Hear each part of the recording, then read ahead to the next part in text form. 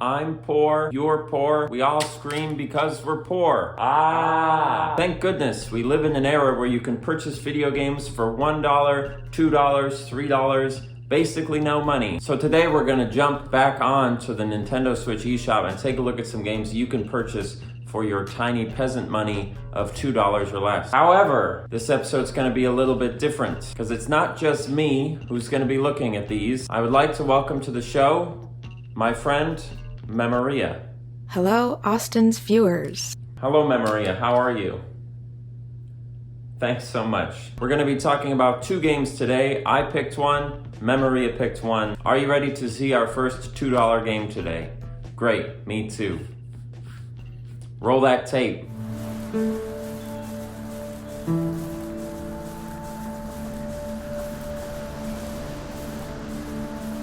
I'm going to introduce this one because I selected it. I'll let Memoria introduce the next one. Pendulus Swing is a point-and-click adventure game set in a fantasy version of the American Roaring 1920s, in a world populated by elves, dwarves, goblins, and orcs, and other fantastic creatures besides humans. Okay, let's see what this is all about, huh? Well, 1920s, Pingo Pop, Frank Sinatra. This is like if Cuphead was VeggieTales.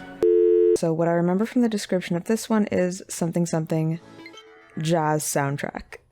They were really proud of the jazz soundtrack. It was developed by Valiant Game Studio AB, which according to their website is a company currently run by one person named Anna Herberg.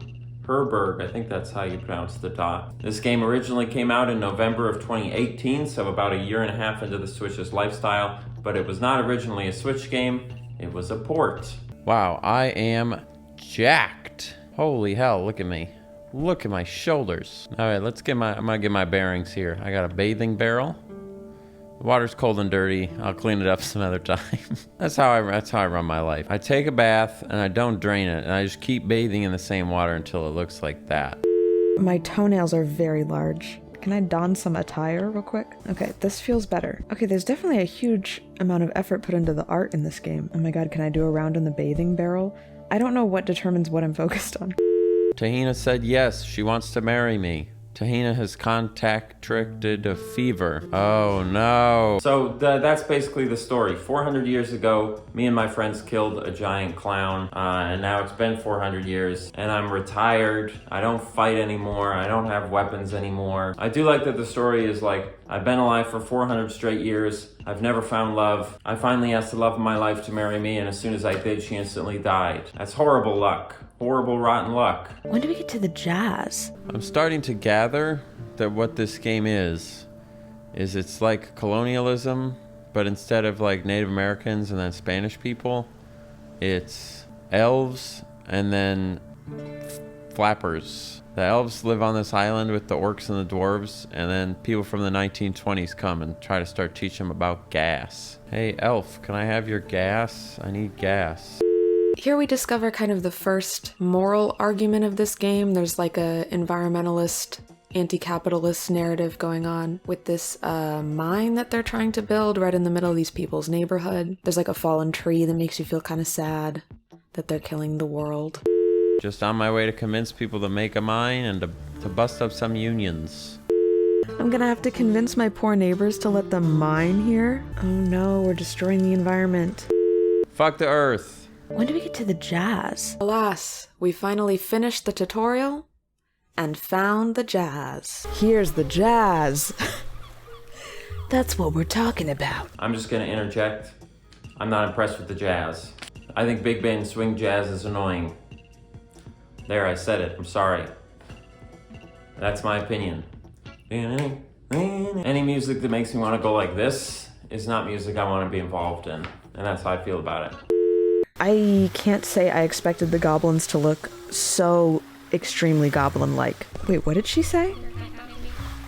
My clansman? That word has a different context where I come from. We want to survive. Let's start there, and I'd really like to be an actor. Wow. I actually heard there's a little movie that's going to be in production in approximately 80 years. They're going to be looking for somebody green, angry, filthy, and it's going to make $1 billion. Is this Shrek? Oh no, he has COVID. I got a goblin with COVID. So let's talk about the art. When I first saw the art of this game, I thought this game is kind of hideous. It's really garish, the perspective is weird, the character models are, they kind of look like Second Life. But as the game went on, I kind of started to see it through the lens of The Sims 1, and I kind of settled into it, and it didn't make me like playing the game that much more, but it did make me want to play a game like this that was maybe a little bit more polished. It seems like I'm cool with elves though, right? Oh my god, can I please? Can I please talk to you? Dude, I don't want to talk to the cat. I want to talk to the person. Please, God. Please. Please, God. There doesn't seem to be any rhyme or reason. So like when you push a direction on the stick, so look at this. I'm gonna push up on the stick, and it goes to entertainment, which is to the left. And I push down, back to department store, up and down, right? So that makes a little bit of sense. Up, down. But what if I go right? Okay, then it went left. Now I go left, and it goes all the way over there. Then I go right again, and now we're down here. Makes no sense. When do we get to the jazz? Vote for goblin rights. It's the 20s. Women already have rights, so we're moving on to goblins. And now we encounter our second real-world problem that this game is trying to make a statement on: racism. Are they calling each other slurs? Is this a game about racism? Is this a racism metaphor? He's saying something about your wife? She's a okay, yeah. Obviously, I think anti-racism is a good message. I think the concept of having races of fantasy creatures in your game that are racist to each other, it's obviously been done before, and I think it can be done in a way where it feels worked into the world and the story in a way that makes the world seem bigger. But when it's this on the nose like it is in this game, it becomes corny. Right. So it's racism, but it's goblins instead of women. Or whatever. When do we get to the jazz? This is a horrible vibe. The vibes are off here. Now there are a couple of things I really do genuinely like about this game. First and foremost, every once in a while, and I'm pretty picky about this, every once in a while, there's some fun little writing. I like balloons. You know what, me too. Let's sit down and look at the balloons. I also really like the mechanic that Memoria referred to as a clue mechanic, where basically you have to have been paying enough attention to answer a set of questions about a situation, and you have to get them all right to progress. And then I also like this, there's this mechanic of when you run out of money, because you're a former adventurer, you have like trillions of dollars stashed in gold in your house. So if you run out of money in the city, you can go back to your house and just be like, I'll bring some more gold. This so far seems very much to me like a game that artists made. You know, like visual artists. Sometimes you come across an indie game where it's like, it was a bunch of people that like made a bunch of really good art, but like that was the main point, and they didn't really know how to make a game, you know? It's about the art. Not to put too fine a point on it, and I know that Memoria will talk about this at some point shortly as well, but there really isn't anything in the way of gameplay here. It doesn't really seem to be an RPG. It seems to be a walking around and talking game, which is a very simple set of controls, so it should be easy. Think Nancy Drew, right? The controls in Nancy Drew are very easy. You just click on stuff. Simple premise, simple controls, it works. For whatever reason, the controls in this game are horrible. Yeah, you can't go up and down on these menus either. It's just you go left and right, and then it scrolls through it like you're reading a book. Why? You clearly worked so hard on this game, and why not do that? Why not just make that part better? And so look at this. It's like, you see, when you get up close to something, it throws the prompt. See up there, go to another area. But it's like if I walk closer to it, then I lose the prompt, and now I can't go to it. So I have to like go back, and like, why? Why, dude? Talking about it now, I sort of wonder if I pulled the dock out and I could click on it, maybe it would work with a touchscreen a little bit better. Or like with a mouse, if it was on a computer, like Nancy Drew. That would be wonderful. I like Nancy Drew. I'm starting to think this is supposed to be a PC game. Maybe this is supposed to be a PC game so you can click on things and the Switch controls just don't work. Oh my god, are they dancing over there? So yeah, I don't know. I think it was brilliant what Memoria said about how it feels like a game that was made by artists You know, it feels like somebody who had a notebook of cool drawings they made and a bunch of ideas, but not by someone who was like game oriented, which can totally work if you pivot away from, you know, it being a game, you know, visual novels, the Nancy Drew kind of adventure game. So anyway, that was the game that I chose. That was my pick, Pendulus Swing.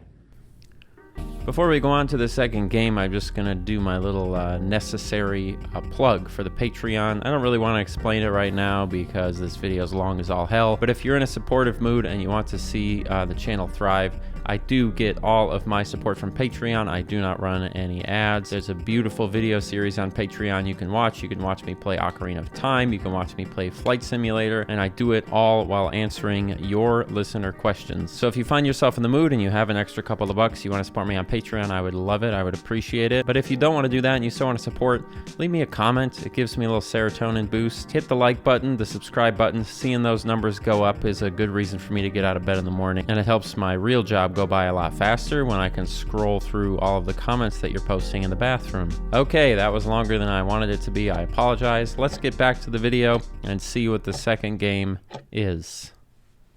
Let's take a look at the next game. Here is what Memoria chose.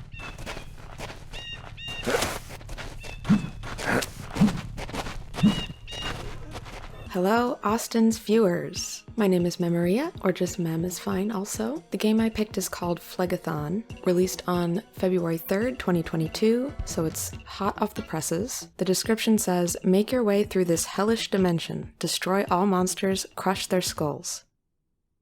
Okay, it's a zombie shooting game. I am out of bullets. It says it's an old school shooter with 90s style graphics, a wide variety of monsters, decent arsenal of powerful weapons. I like how they say decent just to be like, tone down your expectations a little bit. And a gloomy atmosphere, which is the reason I picked it. This was made by a company called Random Spin Games, which is based in Moldova, which is a country.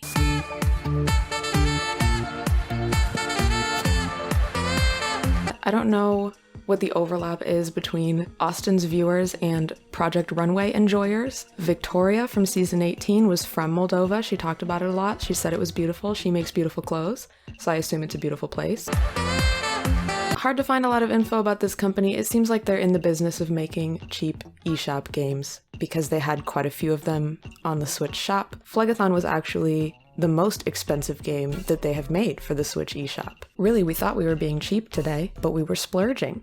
Oh my god, spooky. I love a cheap horror game. This seems like the kind of thing that's gonna throw me in with no background whatsoever. First thing you notice is at the start of every level there's some poetry with lots of big fancy words in it.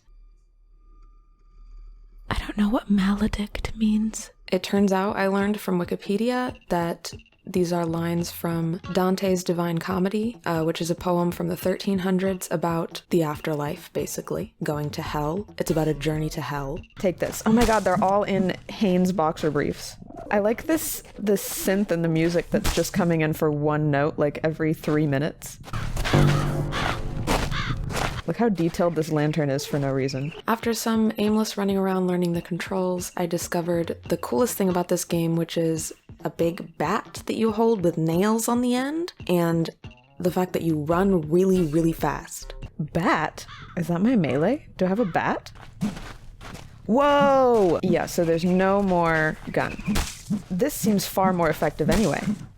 I am moving at the speed of light also. I did immediately like the environment of the game a lot. I mean, I just like a spooky environment, so that's probably why. It's very minimalistic, along with the music being very minimalistic. But I like that a lot of the time because it leaves room for your imagination, you know? This is a very interesting aesthetic because it's so low poly. Like, this church looks like Minecraft. And then every once in a while they have an item like this that is super high poly for no reason. Somebody really cared about that lamp.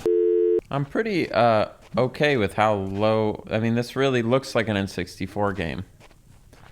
And people, you throw that around a lot. I would bet you could run something that with this fidelity. It would be a lower resolution, but with this fidelity on an N64, I would bet. I think that's probably one of the main appeals of Minecraft and like why it's stuck around for so long is because when the environment is so simplistic, your imagination is filling in the gaps the whole time. And so obviously that lends itself really well to like a spooky horror genre game, because you have to imagine all the details yourself, which is probably spookier than they could actually even make it. I love when they land ass up.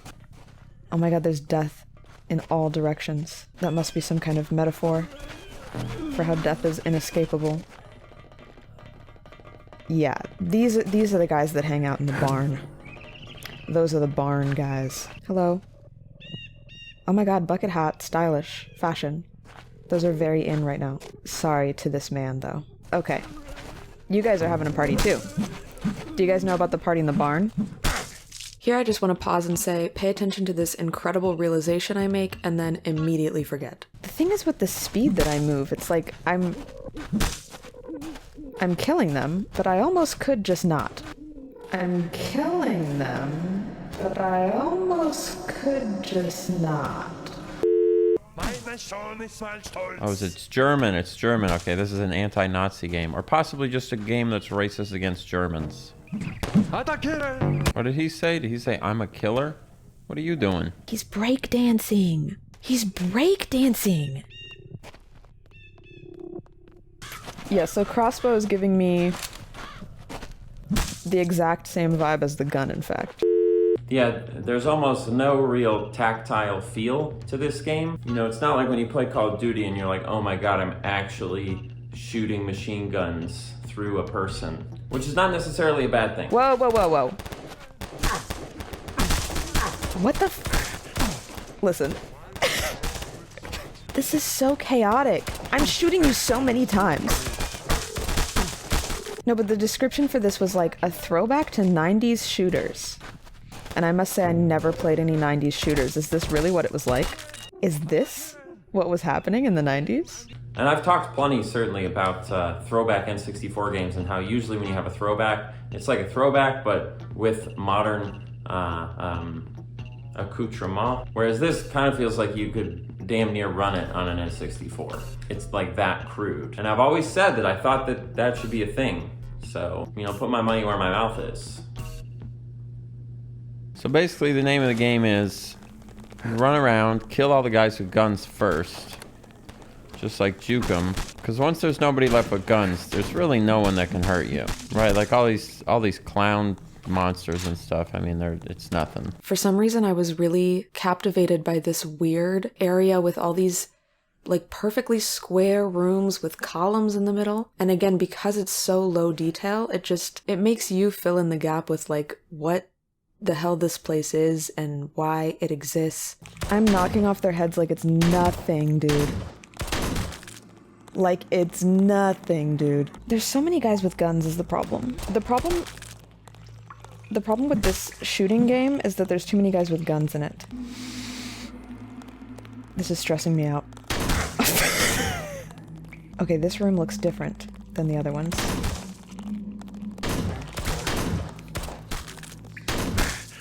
Fuck. See, I feel like the real pro strat would be to disable Y-axis aiming entirely, because all their heads are at the same level. So if I only had side to side, I would simply get them in the head every time. Exactly like that. Fuck, goddamn piss. Fucking hell, man. Fuck me, goddammit. Ugh. I'm so curious to see if Mem was able to beat this level or not. So curious. Maybe I just suck. Am I? Wait, am I good at this? It does feel nice when their heads explode. No, no, no. I almost died to that worm. No. Stop. Leave me alone. Oh my god. Fuck you, fucking worm ass. You remember when I had this great epiphany earlier? Immediately forgot about it. Now we're rolling back. I'm killing them, but I almost could just not. I mean, why am I killing all of them when I could do this?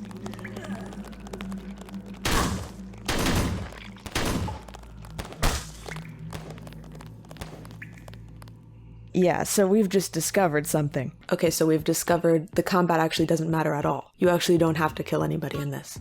You could do a pacifist run of this game, actually, if you wanted to. No way, we're underwater. We're underwater right now. There's bubbles coming out of stuff. A long time ago, actually, I forgot about this, but a long time ago there was a game, oh, I'm dead. A platformer game that was kind of like this, that someone had hired me to make music for. But it had this same, it was a little more overtly, who's that Cthulhu guy? HR Puff and stuff. But it kind of had that same like super low res N64 vibe. And they hired me to make the music for it, and I made probably like 4 or 5 good songs for it, and it wasn't coming along in the sense that it was getting done, because it wasn't, but you know, there was a playable demo for it that I played, and I guess I'm just saying, like, given the fact that this game doesn't really have music, and I did write all that music, what if I just played some of that music underneath this game, and we'll see how it feels. I don't know if it would fit, but let's see how it feels. You want to try some? Alright, here we go.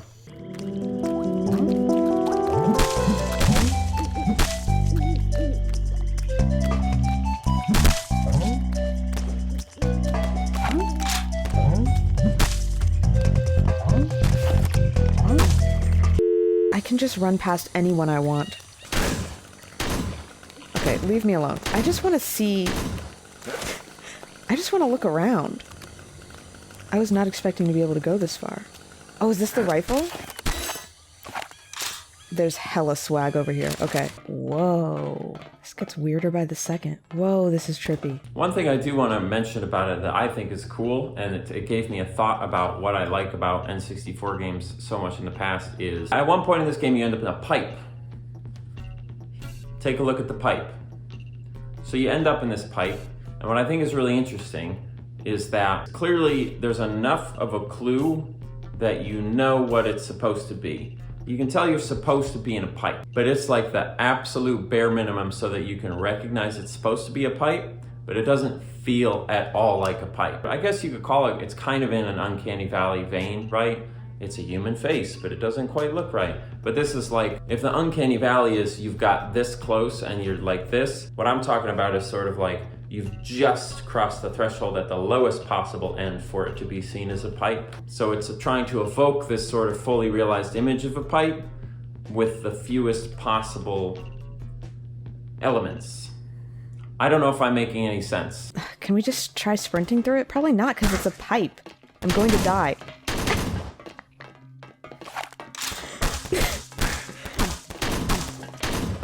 Because I just keep wanting to see what the next level looks like. Oh no, I'm really slowing down. But I got through that whole area just by running. This looks like, where I just was, no?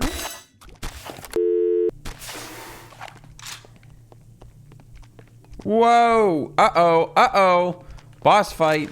I don't have any bullets against this guy. Oh, wow. I killed him in like 2 hits. What the fuck is he? Look at his face. That is really kind of terrifying. Whoa. Whoa. Okay, I'm understanding why maybe there's just a lot of open space here. Yikes. So yeah, as I'm sure you can understand, as soon as I saw those guys, I immediately shit myself, and my Switch turned off. So unfortunately, that's all the clips I can show you from Flagathon. Wow. Hello. Sorry. I think that one had titties. Sorry, ma'am. Sorry. Whoa! No! Jesus Christ, that was terrifying. Total chaos! Total chaos! Total chaos. There's people everywhere. Total chaos. Death! Blew myself up.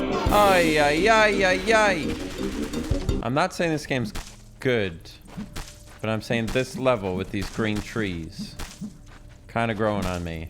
So I think it's pretty clear here that Flagathon was absolutely the winner for me. It is stupid and low effort in many ways, but it was fun. Kind of the opposite of Pendulus Swing, which was extremely high effort and not fun at all. I just think it's really hard to make a bad horror game.